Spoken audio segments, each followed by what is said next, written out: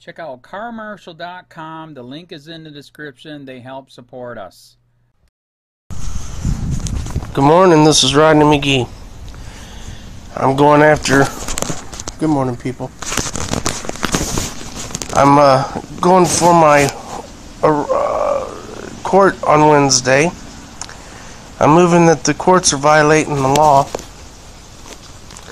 on a violation of probation, where the tolling time was illegal, and if they cannot toll the time had expired because it was over on 11/5/17, unless the time was tolled. Well, in this order right here, number 4, it says that the courts issued a notice of appear, not a warrant. Okay, and it was signed by Judge... Oh, sorry guys, it's really windy.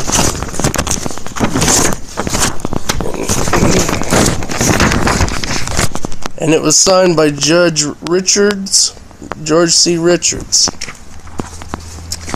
Well, this violates case law on many factors.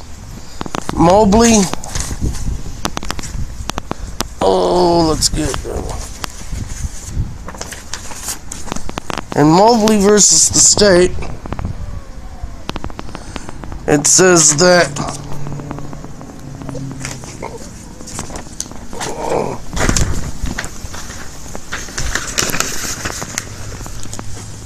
it says right here, get out of that wind, a probationary period is told when the criteria are met. Okay? Following of a warrant under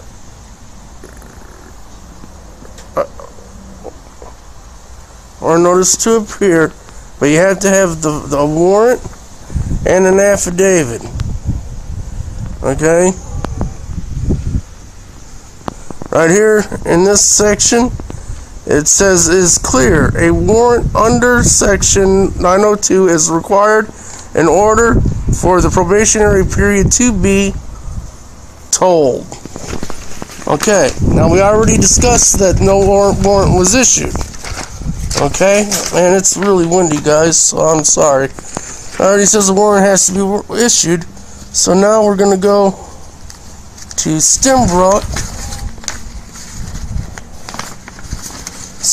versus the state.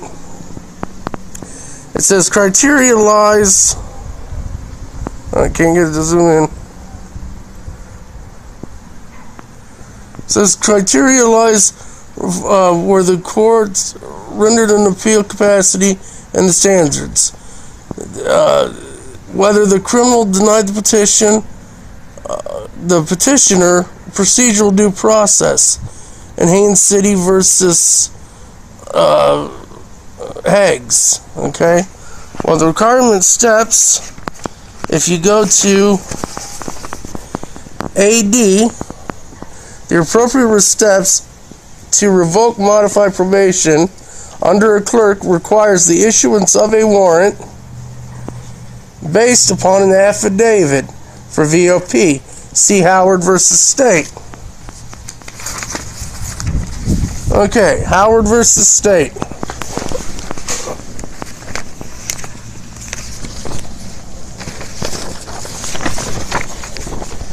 Okay, Howard versus State. A violation of probation proceedings is set in motion when an arrest warrant is issued based upon an affidavit of violation of probation. State versus Boyd. Okay, now we ain't going to go to State versus Boyd, but we're going to go to McGraw versus State. This is where McGraw's case was overthrown, where he was found in violation of probation, where they did not issue a warrant. The Supreme Court overruled it, and they overruled it in Carroll versus Carvin. Okay, the Supreme Court held that the process of the trial court had been set upon motion where the trial court issued a violation of probation arrest warrant. So they had to throw McGraw out because there was no arrest warrant issued, and they illegally arrested him. That's exactly what Judge Richards is trying to do to me right now, and I just showed you this case law, so if I end up in jail, it will be illegally. And I also moved Judge Porter in a civil action to prohibit Ann Rita Shachira under these rules. She too denied me my rights to relief. So I have filed a writ in the Supreme Court of Florida, if I can find that.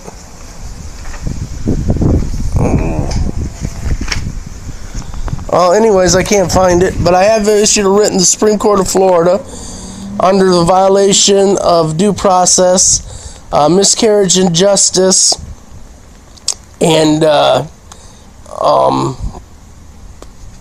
just constitutional rights violations. So, I just wanted to say that they're arresting me and putting me in jail if I get found guilty illegally. I also have a second backup defense, and that is that my doctor's ordered that there's no work relief. And in Mobley versus the state, they have to prove with evidence that I violated failure to pay fine, holding a job and being able to pay, and just refused to do it on my own accord. They cannot do that. So I got two defenses here. I'm going to play them both, see what happens. But both of them are strong, and the courts are violating the constitutional right of me, which means they're violating the constitutional rights of you. Thank you, and have a good day.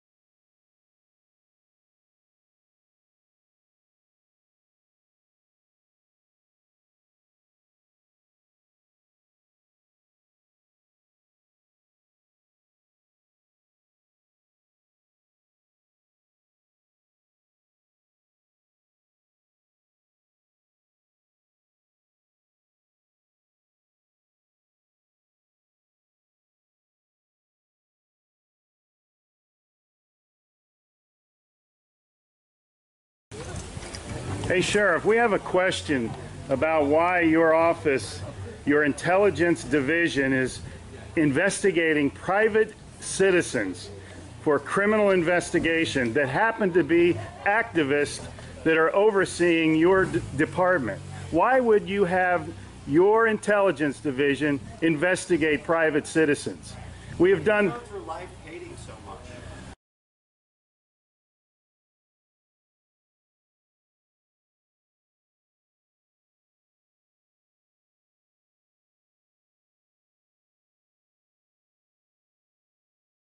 Sir, we don't hate anyone. We love freedom and we love American people. And government is out of control. That's why you're seeing such a revolt nationwide. Why can't you just answer, why is Susan Edwards, your intelligence division, investigating private citizens? This should not happen. Are you here to apply for a job?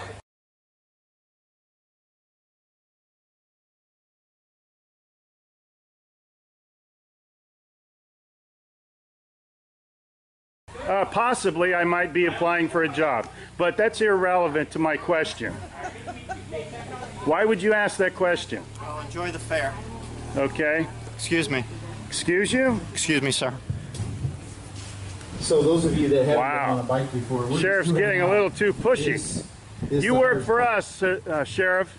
Just keep that in mind. At one time, we respected you, but not with that type of attitude.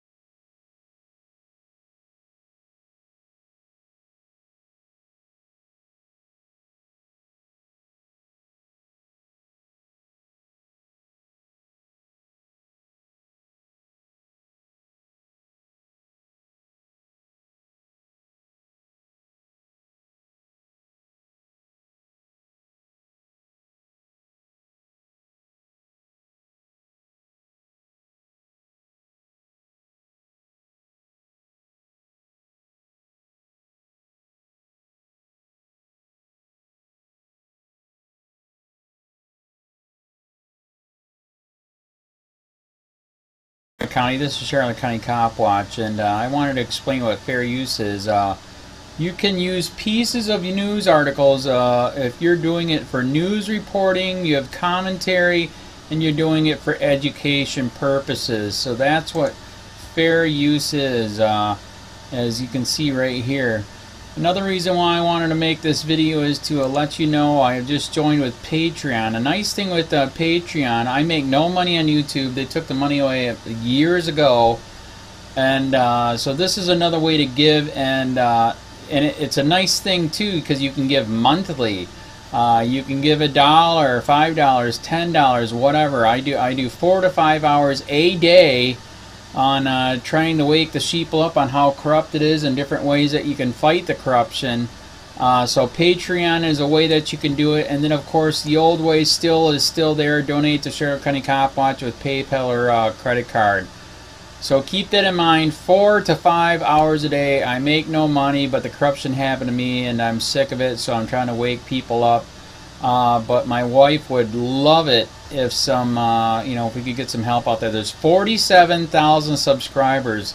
Just think if each one of you subscribers just gave a, let's say, actually, yes, $1 a month. 47,000 subscribers gave $1 a month. That would be awesome. That's not going to happen. But anyways, that would be great if it did happen. But, do the math in your head. Just think about it. Like I said, 4 to 5 hours a day. I get no money from YouTube. YouTube has gone nuts. You can't do anything anymore. They're taking the money away everywhere. So these are a couple different ways that you can still help out with all this time that I put in. And as you know, I'm in a special situation where, at least I can do it. 4 to 5 hours a day. We have a cleaning company during the day. That's what allows me to do this, and we're debt-free. So this is my hobby. I don't go fishing and all that other crap. I try to save the world. So help me out to make the wife happy, man. In fact, if you guys did give $1 a day, and there was 47,000 of you, and you did it, and each of you gave $1, and that was every month, oh my God, yes, I could quit. I could start suing them. Another idea too that we have is, if I got, some funds, we could actually contact everyone that has been ticketed and or arrested and put in jail and start sending them postcards to let them know we're here, and to see if everything went all right, and if it didn't, find out their story. So we could even do more investigations, and more lawsuits. Lawsuits take money. So just think about that. You know, 47,000 of you so far right now. You know, $1 a day. I mean, $1 a month on Patreon, or $5 a month Patreon, 10, 20, whatever. Just do the math in your head. Help out. This is a lot of work every single day. Thanks.